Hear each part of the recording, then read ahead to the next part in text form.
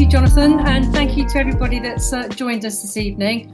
So we've got great pleasure in introducing these three young artists who are going to each talk about the pieces that they've made for the exhibition and how their approach has fitted in with the theme of the exhibition, which is, as you know, called Material Matters, and how their processes of working deals with the idea of materials, but also making sculptures that have been made and exist in the real world. So if I can hand over to, I don't know who's got the PowerPoint to share. Is it you, Luke?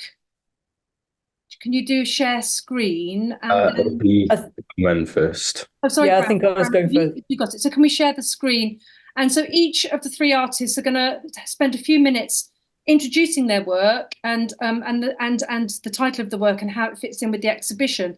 And then what we thought we'd do is open up a sort of a discussion. So do feel free to ask questions in the chat at the bottom of your screen, or if you'd like to ask a question in person, you can put your hand up. But let each artist introduce themselves and their work first. That would be really nice. So over to you, Branwen. Thanks. Can you hear me? Yes, yeah. Can you see my screen? Yes. Yes. It's not on slideshow though. Oh yeah, that's fine. It is now. Okay. Okay, fantastic.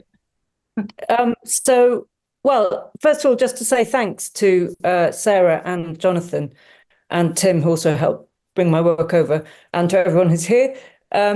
It's really exciting and cool for us to be in this exhibition. And so my name is Branwen Jones. I'm studying fine art at Swansea College part-time, so I'm in second year.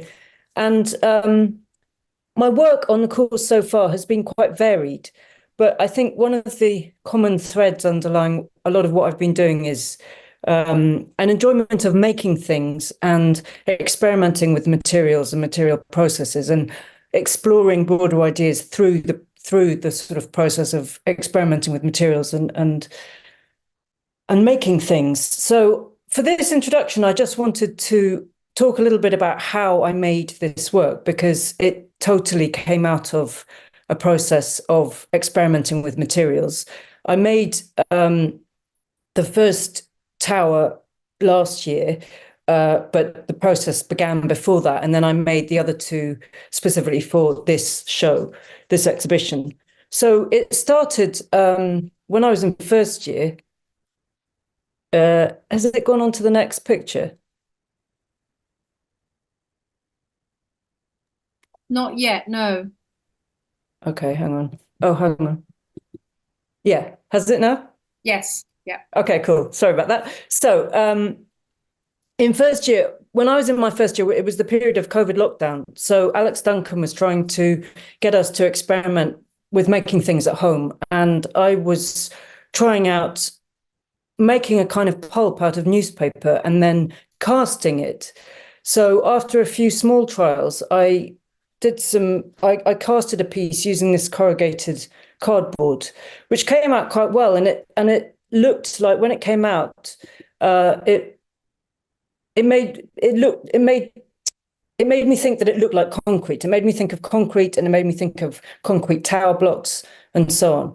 So then I wanted to try and find something which would enable me to cast or form another piece which would form the sort of windows of a tower. So I found the plastic insert of an advent calendar, and also the plastic insert of a tin of pencils, which would make these pieces which could then be assembled to make a structure that looked like a tower. So then the next step was to try and work out how to attach the pieces together. And I first of all tried with pins, but that didn't really work. And so then I found a recipe. I mean, I could have just bought some glue, but I wanted to continue with the experimenting with making and materials. So I found a recipe to make glue using milk and vinegar and bicarbonate of soda and water. That's it. And it's called casing glue. It's really strong. It's amazing. Apparently it goes all the way back to the time of ancient Egypt. Anyway, so so I made that. Those are the processes which led to making the towers, and then the final step was making the steel frames that they sit on, and that in itself was great for me because it meant I learned to do a bit of welding, but also in terms of the frames, a conversation with Alex, we decided we didn't want to just put them on a straightforward plinth that you might expect to see. The frames, the metal frames, we thought had more. They connect, for example, with the sort of sites, the signs that you see on a construction site. So we thought it would be a more interesting way of displaying the towers than just a straightforward plinth. And in the end, I think the frames themselves then become part of the work. They're not just to support the towers, but they're part of the work itself. So that's just an overview of the processes I've been through in terms of materials for making this work.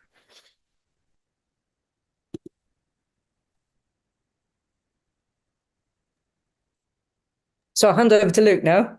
Brilliant. Thank you, Branwen. Lovely. Right. See if this works now.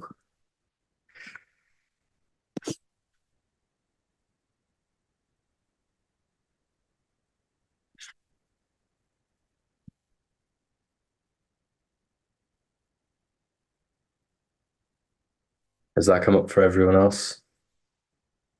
Yeah. Fantastic. Yes, it has. Yeah, it's come up. Right. So I'm Luke Cotter. I'm also on fine art in second year with Branwen and Amelie. The name of my work is Spring Riders.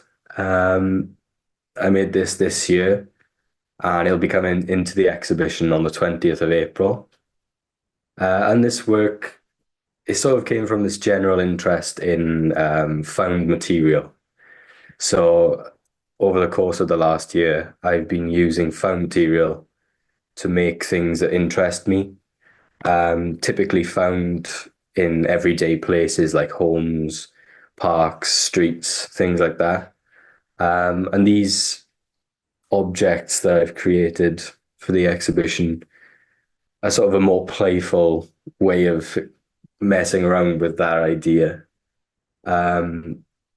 So these pieces, I'd like to be interactive. They all encourage you to touch or get involved with them. And I wanted to enable that due to the involvement of the springs. These springs came from a piece of furniture that I found in a skip outside the university. And I was just really intrigued by the function that they had and this sort of like hidden aspect of them in this furniture. I wanted to bring that to the most importance in the sculpture. So when making these, I based them off of things I'd seen in parks or like playgrounds, things that generally are made to entertain younger kids.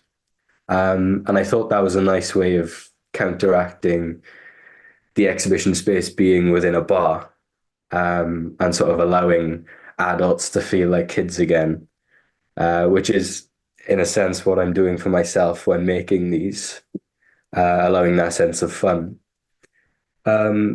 This general thing of function and enjoying to see this function of the springs has come into my practice with other objects as well. So let's see if this video works. There you go. There's them in use. Yeah, so that's sort of, I'm trying to get people involved in my work as much as possible. And this has sort of come from a general interest I've had in furniture and things that have sort of had such a rich history, being sort of well-known items. And it all came from the idea of a chair and the idea that a chair is a placeholder for a person, and that in artworks in the past, the chair is supposed to suggest a place to return to. And that's what intrigued me to start, and I sort of went down this very convoluted path to get to where I am now. But yeah, I think the most important aspect is the material itself being found material, which is great considering the exhibition I've been given the chance to be in is material matters. So it just seemed the most fitting thing possible.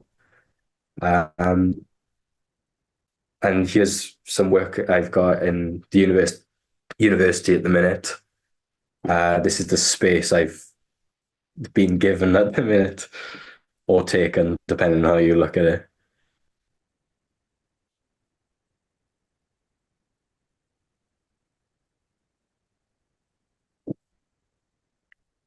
I do apologize for the quality of the video. It's not that bad outside of the slideshow.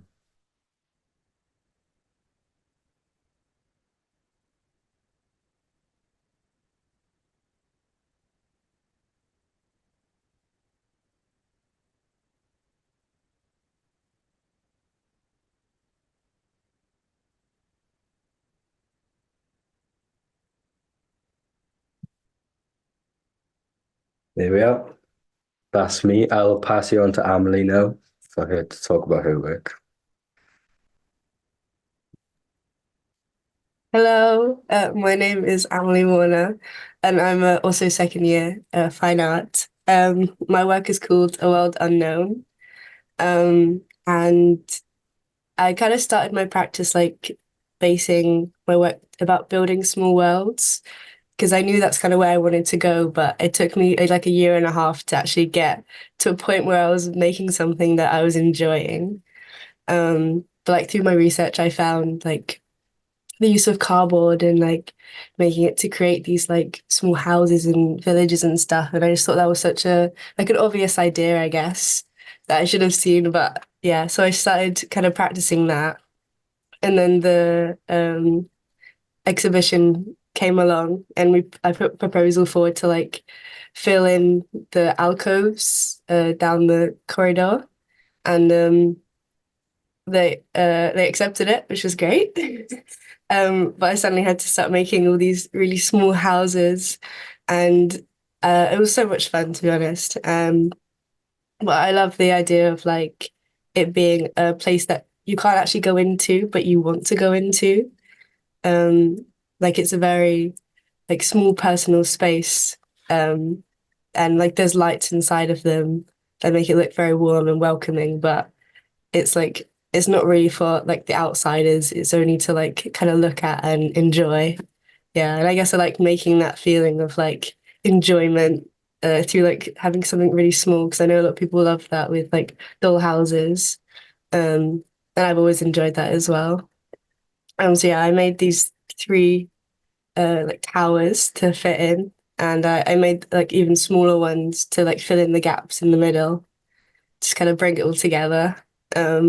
Yeah, and I love the use of cardboard and like found material. I like to put a lot of my work towards like ecology.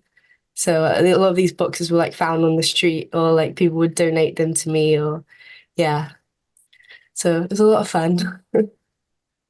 Oh, and this is my so this practice kind of led me towards my end of year show, which is where I wanna I've started using different materials because I've always wanted to explore materials and I feel like I've just never really pushed myself to do that. So like through this exhibition I've kind of gone that way now. And I've used like clay and metal and wood and yeah, I really started to enjoy that. So yeah, it's been great.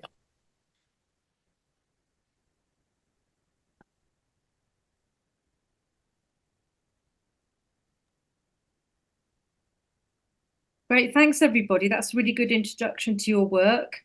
I've got a couple of questions actually. Well, just going to throw it out there. One thing that really comes across to me with all of your works is the fact that you are using found materials, whether it's and you're changing the functionality of those materials. So, you know, Branwen, you know, you talked about the fact that, you know, you use newspapers and you've made a glue, you know, this idea of this casing and glue.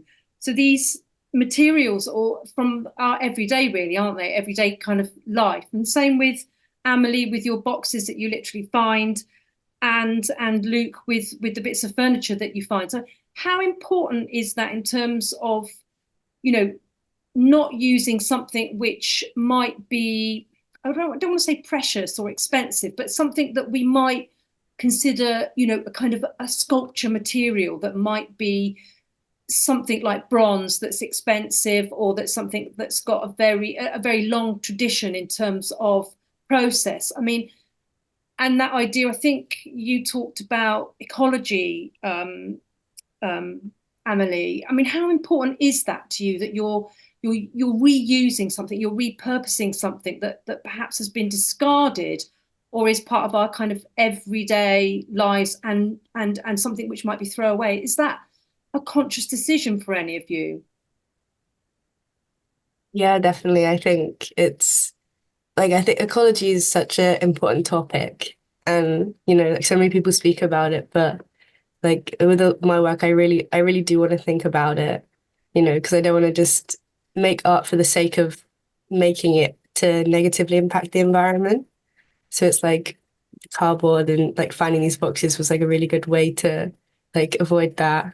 And especially like as we are students, the more expensive materials maybe aren't as easy for us to access. So like even though it is seeming more ecologically friendly, we are also thinking about the financial aspect, is that it's easier for us to get these materials, and it's just better for the environment overall.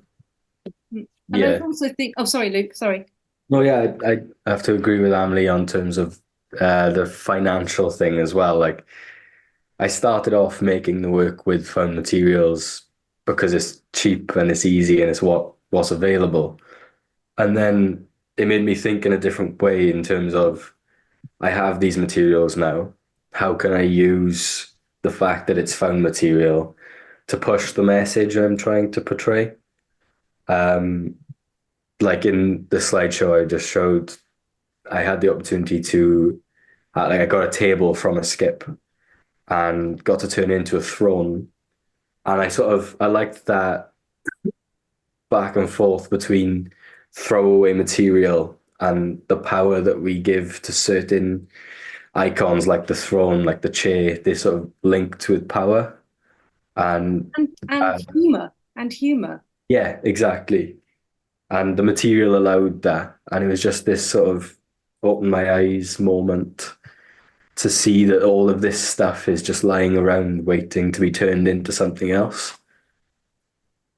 Yeah, I think it's also, it's quite, you talk about furniture, and some of the furniture that I've seen you use as well, it has obviously been incredibly expensively made, and you're literally chopping it apart, and there's a kind of an irreverence there, but which also makes you reconsider. You're like saying, you might make something into a throne, but you're making it into a throne in quite a sort of an immediate way. You're not crafting it, are you? Or in a sense, you're disrespecting the craft that's been within that material, within that object in the first place, and you're kind of reverting that in a way, aren't you? Or inverting it in a way. Yeah, yeah. And I think it's been this sort of nice dialogue between me and the material.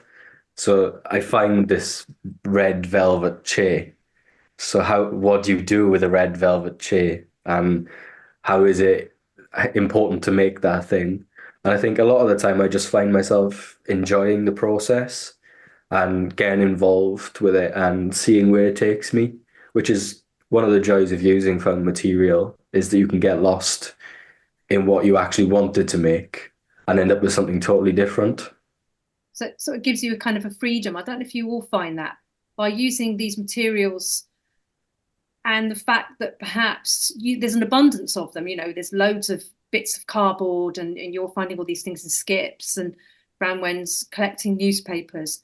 In a sense, you've got plenty of stuff to test things with, haven't you? Because if you've only got a certain amount of something, say you were working with precious material, you can't afford to make mistakes. You can't afford to try things in that, you know, it doesn't give you the same sort of experimentation that I think all three of you have. You've all come to very particular points in your work, and you've consolidated your ideas, but in a sense it's through a process of exploration, isn't it? I don't know if that using those sort of materials have given you that freedom. It's interesting you say that, because when you asked the question, what I wrote down was liberating. That the working with, I mean, for me, it partly came out of the necessity of making work at home because we're under lockdown. But at the same time, I think learning processes which you can make at home or you can make on a small scale or an affordable scale is liberating. It's kind of more democratic than learning, being at an art college, learning a process which you need expensive equipment for, or you need expensive materials and so on. So it's kind of liberating, like even casting, for example, the idea that you can cast something, out of a piece of plastic that you find at home and using processes like your oven instead of equipment that only exists in an art college is quite liberating and sort of democratic. But also, exactly as you say, working with materials that you find,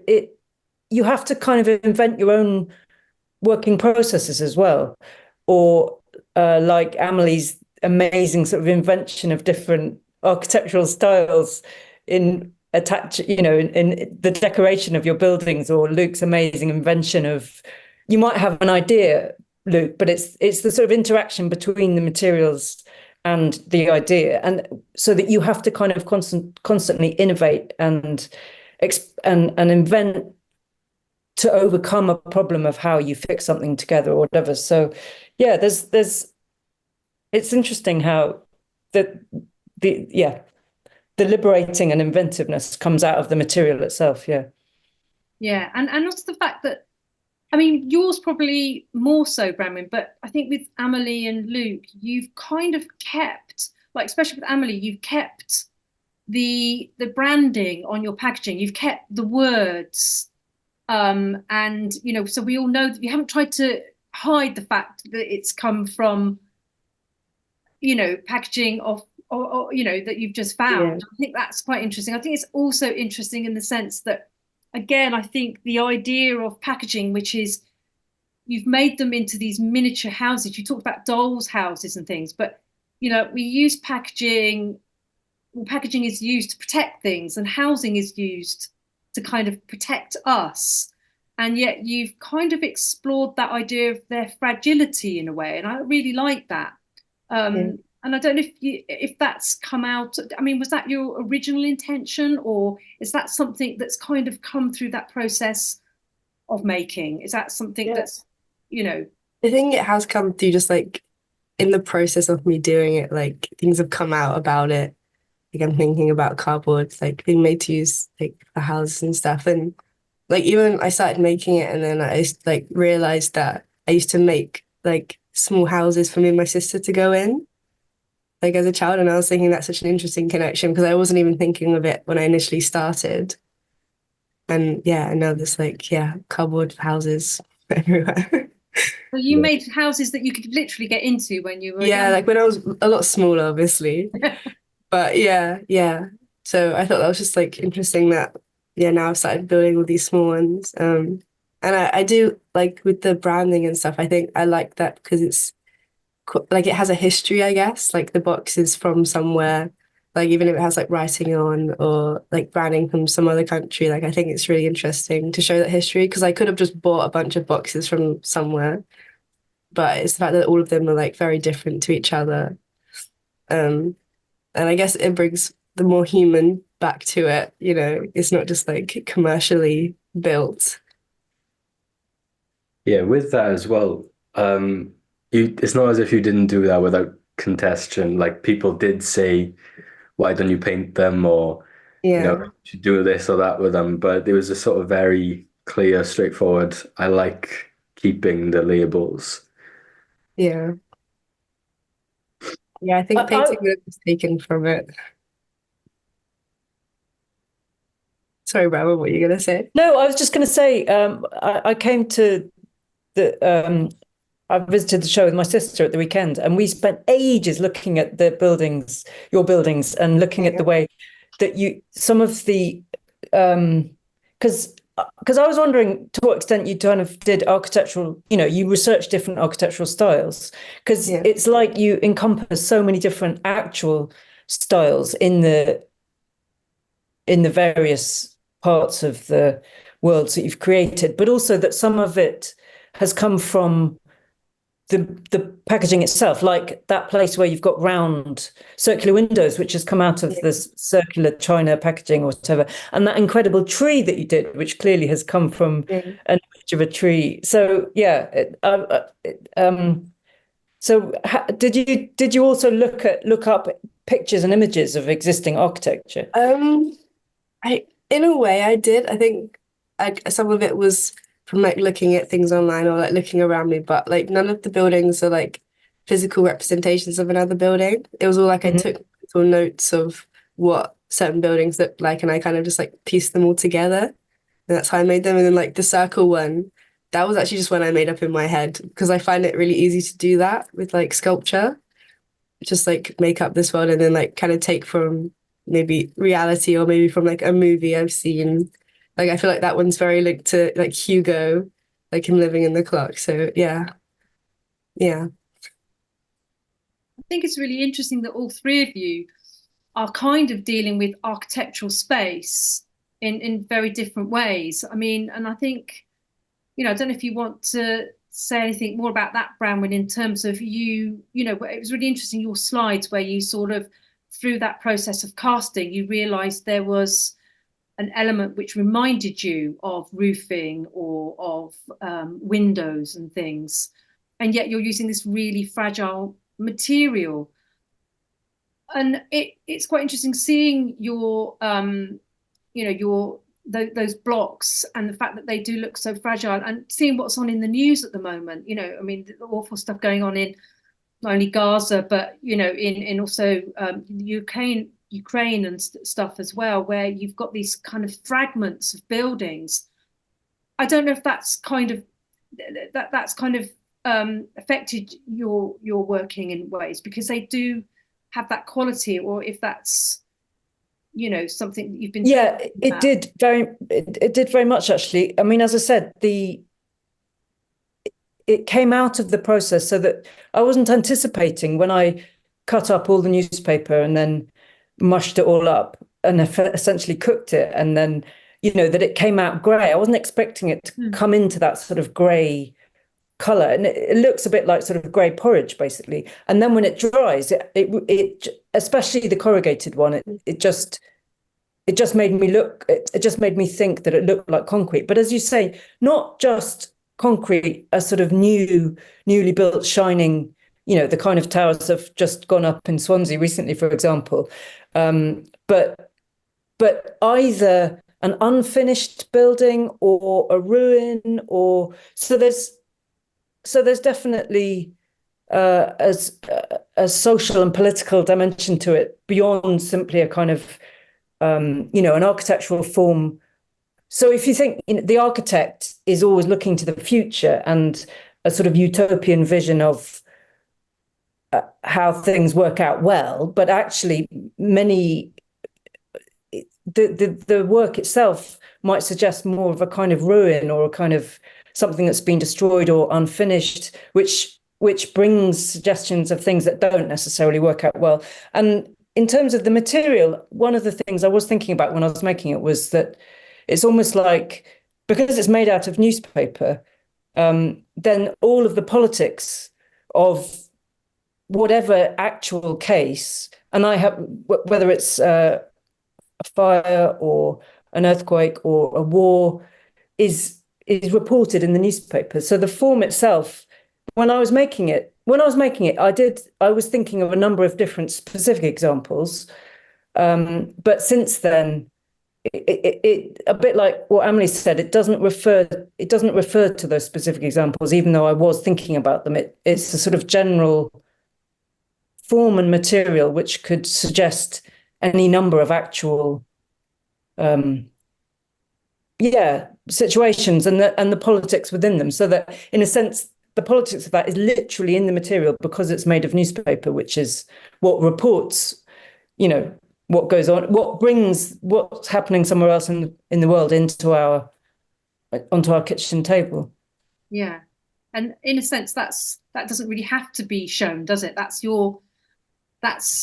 kind of your working process, and if it becomes something else, I think that's fine. I actually think that's something there's something rather beautiful about that, and that, you know, that could be something that you write about instead of making it really explicit, because I think it's important for the audience to discover that and to be surprised. I mean, I think with your work especially, it's quite a surprise that it's been made from that material, whereas I think with Amelie and Luke's pieces, it's you know, it's more kind of, it's more apparent what they've done, whereas yours, it's, you have to look at it again. And so I think that's fine if it's a hidden kind of process in a sense, or something, or a hidden message, really. But I mean, one thing I wanted to ask you, Luke, with your work is, you know, obviously, and it's really nice to see. I'm really looking forward to seeing people interacting with your work, because obviously, usually in an exhibition, it's, you know, we don't like people to touch, or, you know, I think it's going to be really interesting to see how people do interact with your pieces. But they sort of remind me that actually, especially some of the other pieces like the bicycle and the sort of like the rickshaw type pieces, that whether you might, what's going to be next? Are you always going to involve people, or are you going to maybe build things that might have motors in, that could even have a life of their own? I don't know. It's just sort of seeing them. They remind me of some of those, you know, Jean Tinguely pieces where, you know, they kind of do their own thing. I don't know if that's something that you're working towards, or is it, or are you happy for it always to be, you know, the human to kind of direct, or to have fun with it? I have been doing some research into sort of like machines as art, and I've seen sort of Leonardo da Vinci's tank, helicopter, this sort of like very applied knowledge. And I am really interested in these sort of machines as well as like motors and things like that coming into the work. Just recently, actually, I made a piece that I wasn't entirely sure what I was aiming to do. It was just purely based off the fact that I'd found a fan motor. And I like that spinning element to it. So I've made this piece that sort of spins on its own axis, just purely based off my how intrigued I am by the material I'm using. In I guess in a same sort of sense that Amelie's left her cardboard as this with the normal material there. It's not been painted over or anything. I like keeping true to that found material that I've come across. I think it allows this sort of three-dimensional way of talking about it. You can come at it from where it's come from, what it would be used for, how it's got to the point it's at. And I like that sort of mismatch of things that I've just stuck together. Yeah, I think that's really interesting. And, you know, talking about finding a fan and maybe incorporating that into it. So then you get another element. I mean, it's interesting that Amelie's got lights in hers, but then you might have sound in yours, mightn't you?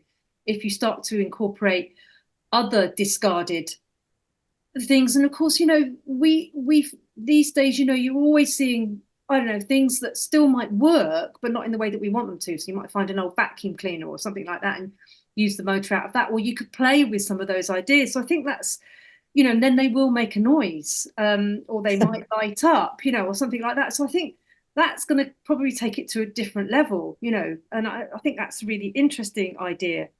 I think, you know, it'd be really interesting if all three of you collaborated on something, you know, with all of yours, all these kind of ideas of different materials, different processes, and ways that you all interact, you know, with the objects that you make, because they are all object based. And I think that, you know, could be really quite exciting.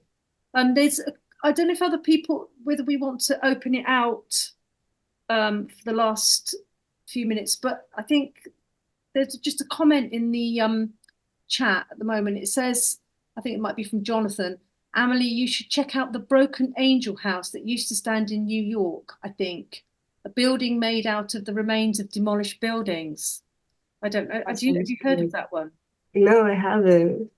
No, wow, that's really good. Yeah, I was actually look at it. Yeah. I mean, the other thing that I think, you know, you might really enjoy is some of those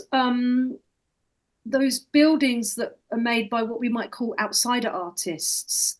Mm. create, kind of grottos and buildings out of everyday materials, but also, kind of actually make them on often on quite a large scale as well. So they inhabit those buildings. And you sort of talking about what you used to do as a child, which we kind of all did crazy things like that, didn't we? And now we kind of don't as much. But that idea that you might be extending these spaces into other materials, I think could be, really interesting to sort of look at ways that you could combine things like ceramics or things that you might find. Yeah. There was that project me and Luke have spoken about, and it was like a island or something, and they let children go on there and like build like houses of their own out of like found wood and whatever was there. And then they just lived in them. It's this project me and Amelie have been very aware of whilst making our things. It's a photography series by Ursula Schultz-Domberg. And it's based off this idea of junkology, which essentially was a name given to children using found materials to make their own houses and playgrounds on an island in the middle of a lake. And it's just a brilliant series to look at. I'm pretty sure it's all online. Wow. So it's online. Is it called Junkology? I think the series is called Huts, Temples, Castles. Brilliant. But yeah, it's this really nice way of sort of exploring like a primal feeling to sort of build shelters and things. And these kids have sort of just been given all of the remains from, I think it was the Second World War. They've been given stuff that's just been left over from houses that have been destroyed. And they've been given this island as a space to do it. And it is this really nice creativity forming between children, and it's sort of stuff you wouldn't expect from that. And houses just sort of stuck together like plasters. But yeah, it's a really interesting project. So what do you think? Here's a question then. What do you think is the difference between what all three of you are doing and what those kids are doing? Is as artists, what do you think is the difference? What are you doing? I think the main difference is that you'd call me an artist. And I don't think there's much more of a difference than that, to be honest. But I think that's what's so fascinating about being able to do these things and being able to call it art, is that they're sort of things we take for granted, and a process that's very, you could adopt it quite quickly. I mean, I wouldn't call myself a furniture builder, but I do build furniture. Yeah. And that's purely because all I do is stick screws in things and hope for the best, essentially.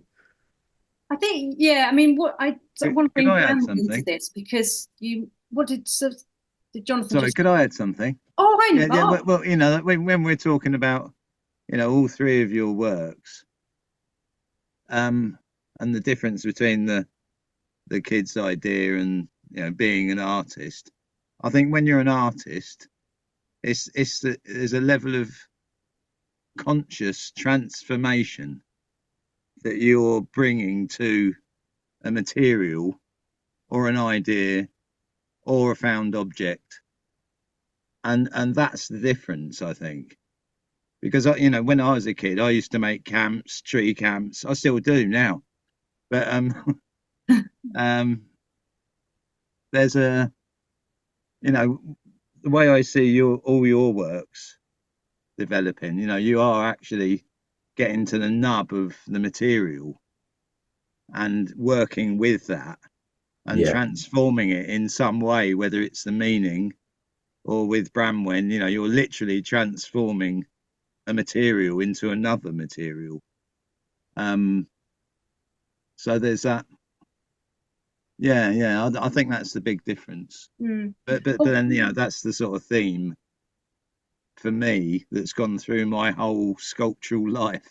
Yeah, it's about achieving some sort of transformation, and that's where art is at that point, where it clicks.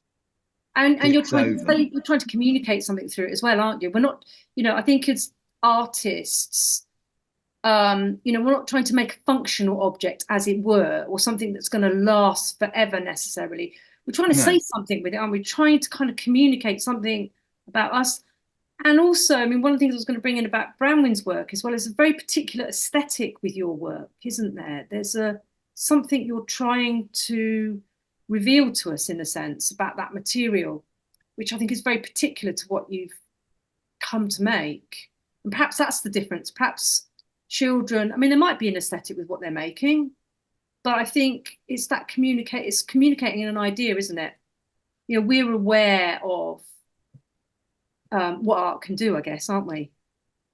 Yeah, I mean, when you asked the question, I was thinking, sorry, I don't know your name, but the idea is Mark. Hi, Mark. Conscious transformation of materials, definitely. And also, as you said, Sarah, the exploration of ideas, so that you're exploring ideas through this transformation, this process of consciously transforming materials.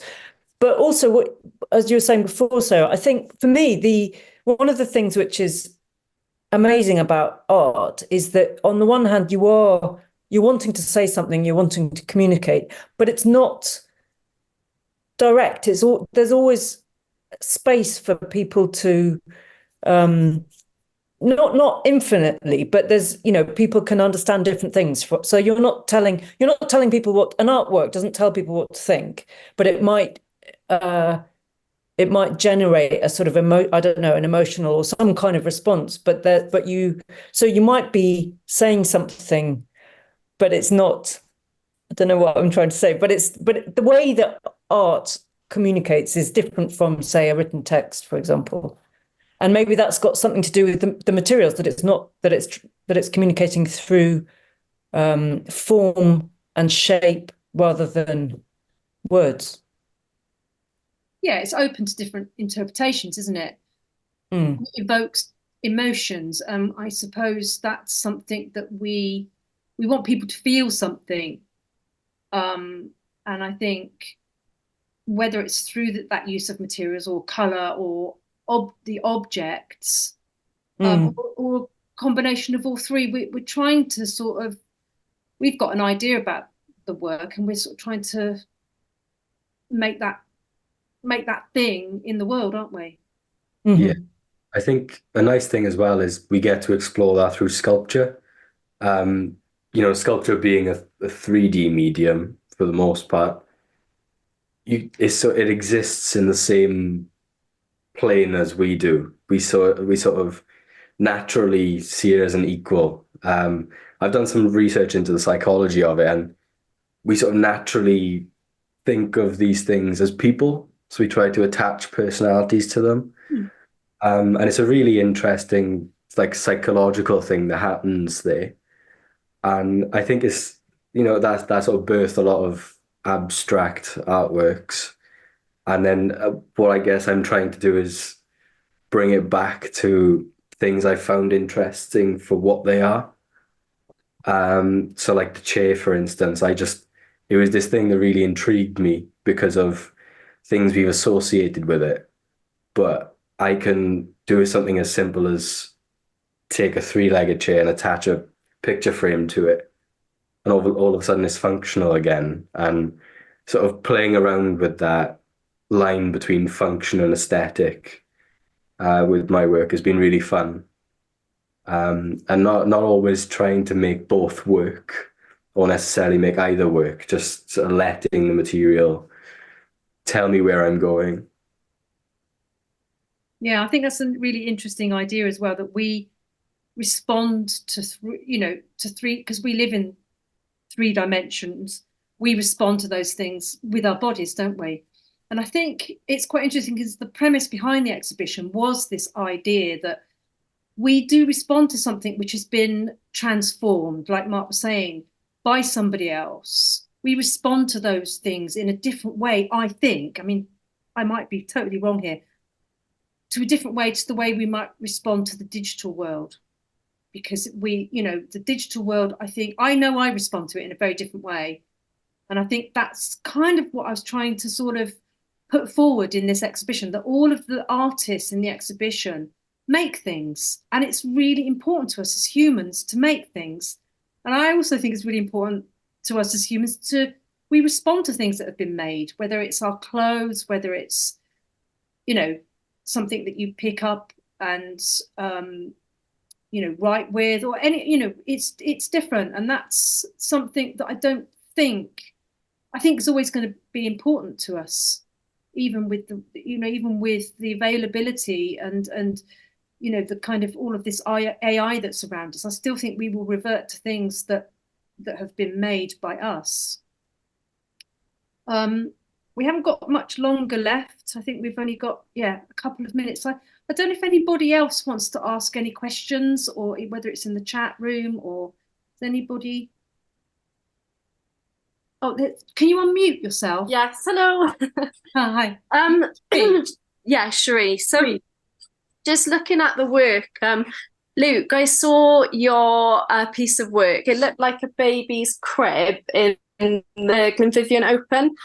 And I was with my mum and my sister and my daughter and her boyfriend, and we kind of all just stood around it and took our time and looked at it. And you mentioned about you did some research kind of about the psychology behind kind of furniture and things like that. And like when I looked at that, I instantly kind of thought about who it belonged to, the identity of it straight away.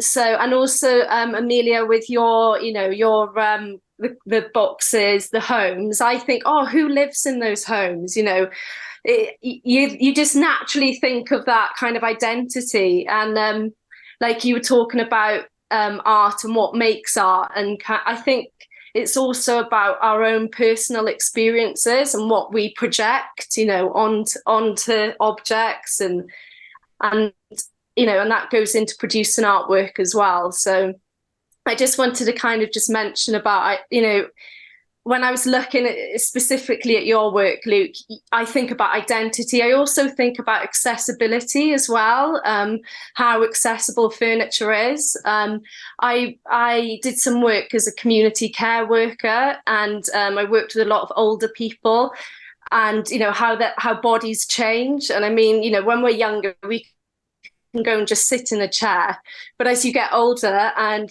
through perhaps disability as well, those things, your body changes and accessibility changes, and that goes for furniture as well. So so that was great. But that's me. I just wanted to say that anyway. Yeah, that's lovely. Thank you very much. Just to comment on the pram, I sort of made that in a reaction to seeing the average price of a pram. Yeah. It blew me away, and I thought, to pay upwards of £800 for something that we see as a necessity, it just seems crazy to me. And then the more I research these objects that I'm making, the more I'm realizing that they're not as accessible as we make them out to be. Like just recently, I've made a wheelchair. I call it a wheelchair. It's a chair on wheels, but I made it based off of the first wheelchair that's recognized. And it was this sort of Spanish king who couldn't be bothered to walk around anymore. So he made a four-wheeled wheelchair where all the wheels were on the same level so that he had to be pushed around. Wow. Yeah. And it's this sort of like hierarchy that's attached to these furnitures, and the sort of power gap that's permanently put into these things that just really intrigues me. But that wheelchair work will actually be on display on the same day I come into the exhibition in Elysium. So there's the Swansea Art Showcase on the 20th of April as well, in Volcano, just down the road. So that's from 10 a.m. to 5:30 in the afternoon. Is that on the 19th? On the 19th, is that? That's on the 20th of April. As well. Yeah. Excellent. How long's it on for? It's a pop-up exhibition, so that one's just for the day. Just for the day? Oh. Yeah, to sort of showcase some of the artists that exist in Swansea, what their exploring, things like that. It's all been set up by some third year, well, people who've graduated from the university now, very kindly. So yeah, it'd be great if you'd like to see that as well. Definitely. Oh, that's excellent. Well, I think probably Jonathan will sort of talk about what's next. But is there any other questions before we move on to Jonathan? No? Well, I'd like to say thank you to all three of you for making such excellent work for the exhibition, and also, you know, sharing your thoughts with us this evening. Really interesting ideas, and I think it's you know, really interesting to hear where the works come from, and you know, hopefully what you're going to be doing next as well. So we'll be really interested to see how your work evolves from taking part in this exhibition. I hope it's, you know, I hope it's inspired you to do more, and I hope by working with, you know, because I know we haven't talked about everything that we, you know, that, you know, your interaction with, because all three of you, you know, helped us put the exhibition up and worked with some of the other exhibitors as part of Material Matters, and I think it's been, you know, a really good exchange actually for all three of you. But thank you all three so much for sharing your thoughts with us and showing us other images of your work too.